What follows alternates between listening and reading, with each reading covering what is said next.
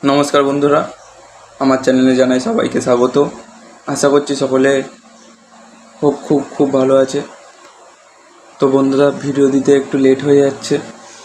তো আমার চ্যানেলে একটি সিরিজ চালু করেছি, যেটার নাম হচ্ছে ওয়েবসাইট ডেভেলপমেন্ট বাংলায়, পুরো সম্পূর্ণ বাংলা, একদম বিগিনার ফ্রেন্ডলি হবে। আশা করছি আমার চ্যানেলকে তোমরা আরও ভালোবাসা দাও, আরও সাপোর্ট করো। ভিডিও আমি রেগুলারলি দেওয়ার চেষ্টা করব। আশা করছি বন্ধুরা তোমরা একটু সাপোর্ট করবে।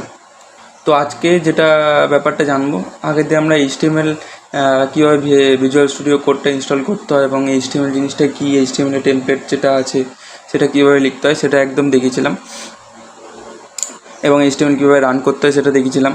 তো আজকে দেখাবো এইচটিএমএলের হেডিং এবং প্যারাগ্রাফ ট্যাগ। তো আমি যদি এখানে একটা এইচটিএমএল ফাইল তৈরি করে নিচ্ছি, heading.html। আমি একবার না বারবার বলছি যে যারা শুধুমাত্র ভিডিও দেখছে তারা শুধুমাত্র ভিডিও দেখে গেলে এফেক্টিভ হবে না ব্যাপারটা। আপনারা কি করবেন, আমার সাথে সাথে বসে বসে কোড করবেন, তাহলে অবশ্যই খুব সুবিধা হবে। এবং যেখানে আপনাদের বুঝতে অসুবিধা হচ্ছে অবশ্যই কমেন্ট ডাউন করুন, আমি সবার কাছে রিচ করব। সবাইকে পার্সোনালি গিয়ে কমেন্ট করে আমি যতটা সম্ভব বোঝানোর চেষ্টা করব বন্ধুরা। তো আগের দিন আমি লেখা দেখেছিলাম হচ্ছে এইচটিএমএল করে, আমি এইচটিএমএলের যে টেমপ্লেট আছে সেটাকে আমি এরকমভাবে লিখছিলাম, তাই তো। তো বন্ধুরা, এটা হচ্ছে আমার এরকমভাবে আমি এইচটিএমএল শুরু স্টার্ট করছিলাম। এইচটিএমএল, তারপরে হেড, তারপরে বডি, এই যে এক্সক্লেমেটরি সাইনটা, সেটাকে আমি একবার এন্টার মারবো বা ফার্স্ট একটা ক্লিক করলে পুরোপুরি যে এইচটিএমএল যে টেমপ্লেটটা আছে সেটা আমার কাছে চলে আসবে, ঠিক আছে। এতটাও আমাকে বারবার করে আর লিখতে হবে না।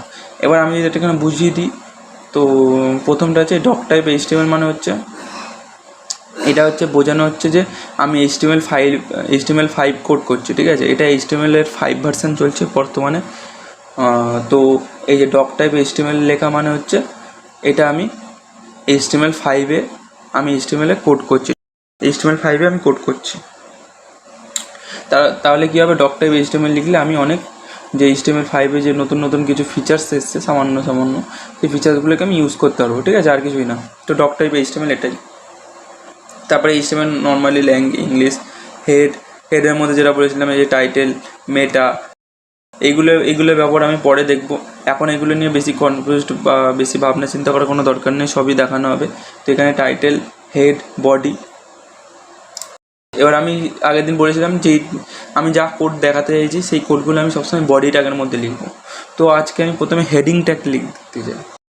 তো হেডিং ট্যাগ লেখার জন্য আমার কাছে হেডিং ট্যাগের 6 রকমের হেডিং ট্যাগ আছে, ঠিক আছে। HTML-এ আমার কি বললাম, আমার HTML-এ 6 রকমের হেডিং ট্যাগ আছে, বা টাইটেল বা সাবটাইটেল ট্যাগ আছে, যেটাকে আমরা ওয়েবসাইটে বিভিন্ন হেডিং বা সাবটাইটেল বা টাইটেল দেখানোর জন্য আমি ইউজ করতে পারি।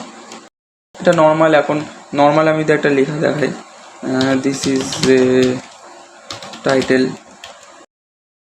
নর্মালি আমি যদি এটাকে কপি পেস্ট করে আমি এখানে চালাচ্ছি, নর্মালি আমি যদি এটা দেখাই, নর্মালি একটা লেখা দেখাচ্ছে। এটা বোঝা যাচ্ছে না এটা কোনো টাইটেল বা সাবটাইটেল বা এটা হেডিং, এটা কোনোটাই কিছু মনে হচ্ছে না, ঠিক আছে। তো আমি যখনই HTML ট্যাগের মধ্যে যে হেডিং ট্যাগটা ইউজ করব, তখনই এটা চেঞ্জেসটা দেখুন। তো আমি হেডিং ট্যাগ দিচ্ছি, ঠিক আছে। হেডিং ট্যাগ হচ্ছে আমি H1 দিয়ে ইউজ করব।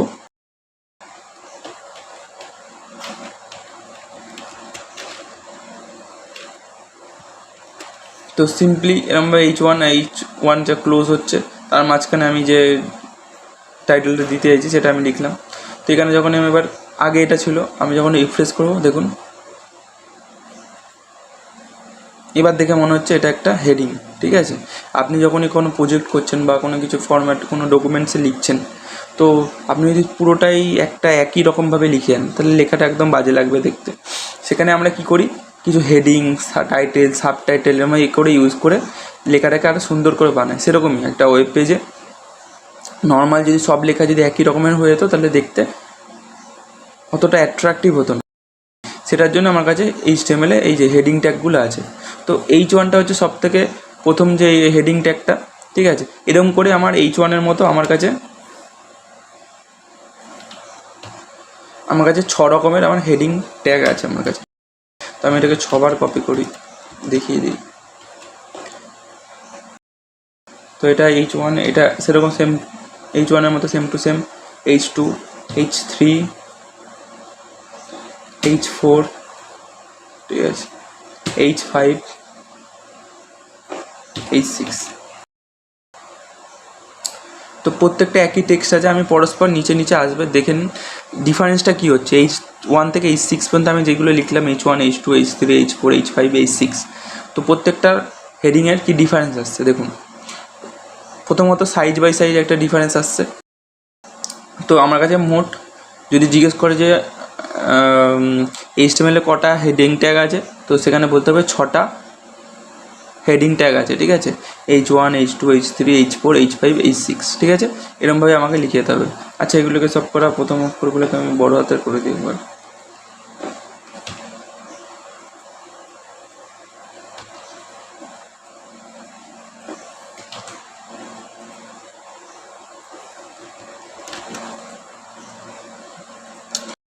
একই লেখা কিন্তু আমি বিভিন্ন ট্যাগের মধ্যে লিখেছি, তো এই ডিফারেন্সটা আমার কাছে চলে আসছে, ঠিক আছে, টাইটেল, সাবটাইটেল।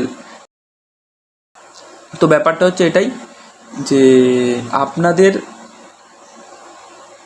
যেটা শ্যুট করবে আপনাদের ওয়েবসাইটে, সেই হিসেবে আপনাকে হেডিং ট্যাগটা ইউজ করতে হবে। ক্লিয়ার? আশা করছি এইটুকুনি সবাই বুঝতে পেরেছে। কোনো রকম প্রবলেম থাকলে অবশ্যই কমেন্ট ডাউন করুন। আমি আবারও বলছি, আমি সবার কমেন্ট রিপ্লাই দেবো এবং চেষ্টা করব যতটা আমি ক্লিয়ার করা। H1 থেকে H6 এতগুলো হেডিং ট্যাগ আমার হয়ে গেল। এগুলো হচ্ছে সবকটা হেডিং ট্যাগ। এবার আসি, আমার কাছে সেম টু সেমভাবে HTML-এ প্যারাগ্রাফ ট্যাগ আছে। কী ট্যাগ আছে? প্যারাগ্রাফ ট্যাগ, ঠিক আছে, প্যারাগ্রাফ।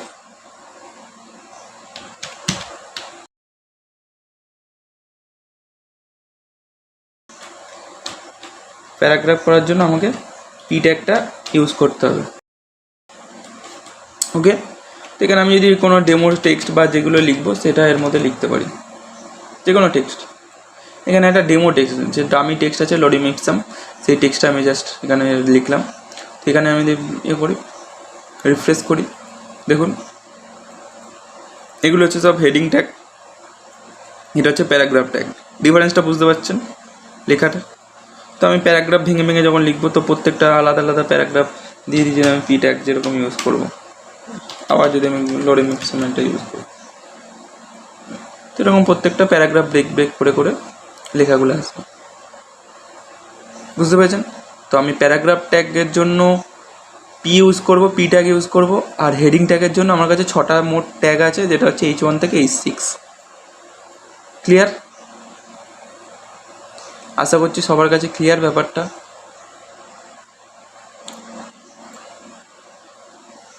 ভালো মতো কোডটা দেখে নিন। H1 থেকে H6, H2, H3, H4, H5, H6, একদম খুব ইজি ব্যাপার। তারপরে হচ্ছে পি ট্যাগ। পি ট্যাগ হচ্ছে নর্মালি প্যারাগ্রাফ ট্যাগ ইউজ করার জন্য, এটা পি ট্যাগটা ইউজ করলাম, আর কিছুই না, একদম সিম্পল ব্যাপার আছে। আর এটা হচ্ছে আমি ডামি টেক্সট ইউজ করেছি, এখানে আপনি যে কোনো কিছু ইউজ করতে পারেন। ওকে, আশা করছি ব্যাপারটা সবার কাছে ক্লিয়ার হয়েছে। তো বন্ধুরা, ভিডিওটি যদি ভালো লেগে থাকে বা ভিডিও থেকে যদি কিছু একটু ফোটাও যদি শিখতে পারেন, তাহলে ভিডিওটিকে লাইক, শেয়ার এবং কমেন্ট করে অবশ্যই আমাকে সাপোর্ট করুন। আমার চ্যানেলকে যদি আপনারা নতুন হন, আমার চ্যানেলকে সাবস্ক্রাইব করুন। এবং কেউ যদি কোডিং শিখতে চায় বা HTML-এ ওয়েবসাইট বিল্ডিং কীভাবে হয় সেটা শিখতে চায়, অবশ্যই আমার চ্যানেলকে রেকমেন্ড করুন। আশা করি আমি যতটা পারবো আমি চেষ্টা করব সবাইকে শেখানোর। আশা করছি আপনাদের সাপোর্ট পাবো। তো এই বলে আমি ভিডিওটি শেষ করছি। ধন্যবাদ বন্ধুরা।